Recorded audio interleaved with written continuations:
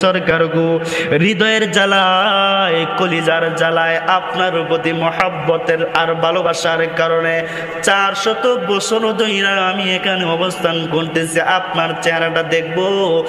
আর আপনার ওই সাথে আবু বকর চেহারা না দেখি যেন গর্তটা বন্ধ করে দিয়া নিজের পায়ের অঙ্গুলি দিয়া শেষ গর্তটাও বন্ধ করে দিল। আমি গর্তের ভিতরে কত ঘোরাঘুরি করতেছিলাম, একটা গর্তের মুখ আমি খোলা পাইতেছিলাম না গো, যার মাধ্যমে আপনি আপনার চেহারা দেখব। শেষ পর্যায়ে তার পায়ের গোড়ালির গর্তের মুখে যখন আসলাম, এবার ভাবলাম বুঝি আমি আমার নবীর চেহারা দেখতে পারবো না। আরে 400 বছর অপেক্ষা কইরাও যদি নবীর চেহারা না দেখতে পারি, তাইলে জমিনে আমার মতো বদনসিব ওয়ালার কেউ হইতে পারে না। এই জন্য সহ্যের বাইরে চলে গেলে আমি আপনার আবু বকরের পায়ের মধ্যে কামড় বসাইছি, সে কষ্ট পাইলেও আমি আপনার চেহারা দেখি। সরকার দু আলম চাকে দেখে আবু বকর কান্দে। সরকারে দু আলম বলে, কি গো আবু বকর আপনি কান্দেন কেন? কয় কান্দি আপনাকে হেফাজতের জন্য, আপনার ঘুম যেন নষ্ট না হয়, আপনার ঘুম যেন নষ্ট না হয়, এই জন্য আমি একটা গর্ত যেটাকে বন্ধ করার কোনো কিছু পাই না, পায়ের অঙ্গুলি দিয়ে বন্ধ করে রাখছিলাম, সাপে এসে কামড় দিছে। সুবহানাল্লাহ বলেন। সাপে এসে কামড় বসাইছে, এই জন্য তার বিষাক্ততার যন্ত্রণায় আমি কায়দা দিছি। মাফ করবেন সরকার। আন-নাজরু ইলা ওয়াজহি রাসূলিল্লাহ, আপনার চেহারা আমার পছন্দ, এই জন্য তাকায়া তাকায়া চেহারা দেখতেছিলাম। আপনার চেহারা আমার কাছে পছন্দ, এই জন্য আমাকে যখন সাপে কামড়াই দিয়েছিল, আমি আপনার চেহারা দিকে তাকায়া তাকায়া বিষের যন্ত্রণা থেকে আমি মাফি পাইতেছিলাম সরকার। তবুও যন্ত্রণার কারণে চোখের পানিগুলো আপনার মুখের উপর ছুঁয়ে পড়ে গেছে, আপনার ঘুম ভেঙে গেছে সরকার, মাফ করেন। আল্লাহ রাসূল বলেন, আবু বকর পাওটা সরাও। আজাইবুল মাখলুকাত কিতাবের মধ্যে আনছি, আবু বকর যখন পাওটা সরাইছে, সরাইতেই সাথে সাথে একটা সাপ বের হইছে। সুবহানাল্লাহ। সাপ বের হইছে, আকস্মিক একটা সাপ বের হয়ে আল্লাহর রাসূল ববে গেছে, সাপের জবান খুলে গেছে। সুবহানাল্লাহ জোরে বল। সাপের জবান খুলে গেছে, জবান খুলে দিয়েছে কে? জোরে কোন আল্লাহ। আর জোরে বলেন আল্লাহ। আরে আল্লাহর নাম জোরে নিলে বয়সে, আল্লাহর নাম যে একবার জোরে নিবেন, ওই আল্লাহ তাআলা আপনার ডাকটা শুনে আকস্মিক কুদরতি নজর দিয়ে তাকায় কবে, আয় আমার কুদরতি কুলায়। জোরে বলেন আল্লাহ। সাপের জবান খুলে গেছে, জবান খুলে বলে আসসালাতু আসসালামু আলাইয়া রাসূলুল্লাহ। সরকারে দু আলম গো, প্রথমে মাপ চাই, ভিক্ষা চাই, ক্ষমা করবেন। আমি আপনার সাথে আবু বকরকে কামড় দিচ্ছি, কিন্তু কেন দিয়েছি জানেন?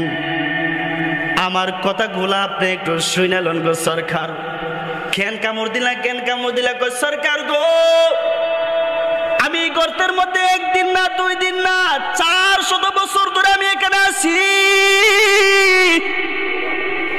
ওই যে মুসা নবীর উপর তাওরাত কিতাব নাজিল হইছে, ইহুদি এক পণ্ডিতের কাছে আমি তাওরাত কিতাবের তেলাওয়াত শুনছিলাম, যে তাওরাত কিতাবের মধ্যে তেলাওয়াতের মধ্যে এই কথা আমি শুনছিলাম, শেষ জমানায়, আখিরি জমানায় আরবের মধ্যে, কুরাইশের মধ্যে আব্দুল্লাহর ঘরে একটা সন্তান জন্ম নেবে, মুহাম্মদ, যে হবে আখেরি নবী, যে হবে যার নবুয়তের পরে আর কোন নবুয়ত চলবে না। ওই শেষ নবীর গুণগান শুনছি, শেষ নবী আবার বেঈমান কাফেরদের জ্বালায় নিজের জন্মভূমি মক্কা ছাইরা, নিজের জন্মস্থান মক্কা ছেড়ে দিয়ে আত্মীয় স্বজন বন্ধু বান্ধব ছাইরা মদিনা যাইবে। মদিনায় যাইবে সুর গুহা পর্বত হইয়া যাইবে। আবার মক্কা থেকে যখন কাফের রাত দৌড়াতে শুরু করবি, সরকার দু আলম গো শুনেছি আপনি নাকি সুর গুহায় 3 রাত অবস্থান করবেন।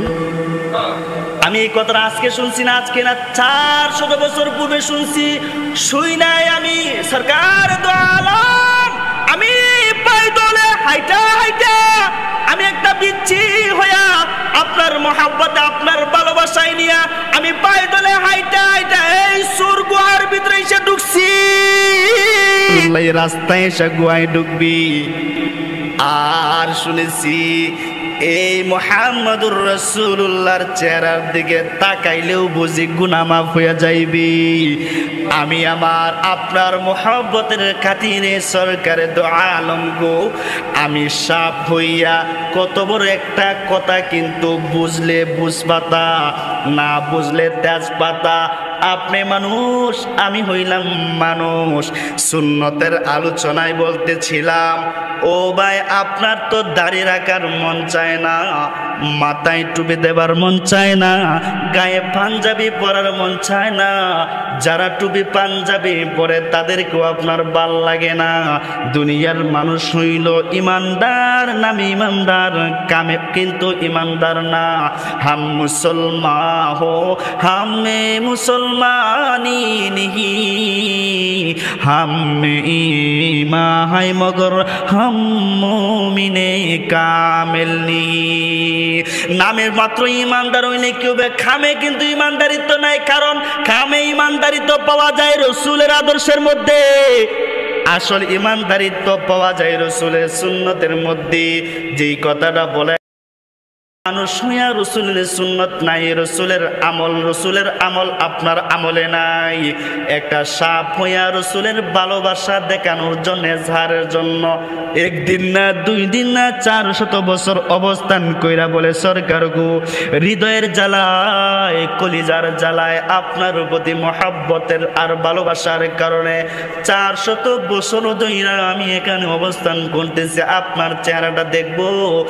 আর আপনার ওই সাথে আবু বকর চেহারা না দেখি যেন গর্তটা বন্ধ করে দিয়া নিজের পায়ের অঙ্গুলি দিয়া শেষ গর্তটাও বন্ধ করে দিল। আমি গর্তের ভিতরে কত ঘোরাঘুরি করতেছিলাম, একটা গর্তের মুখ আমি খোলা পাইতেছিলাম না গো, যার মাধ্যমে আপনি আপনার চেহারা দেখব।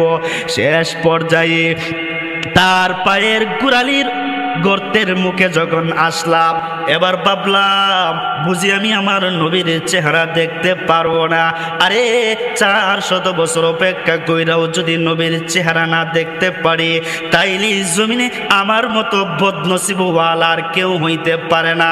এই জন্য সহ্যের বাইরে চলে গেলে আমি আপনার আবু বকরের পায়ের মধ্যে কামড় বসাইছি, সে কষ্ট পাইলেও আমি আপনার চেহারা দেখে ফেলেছি।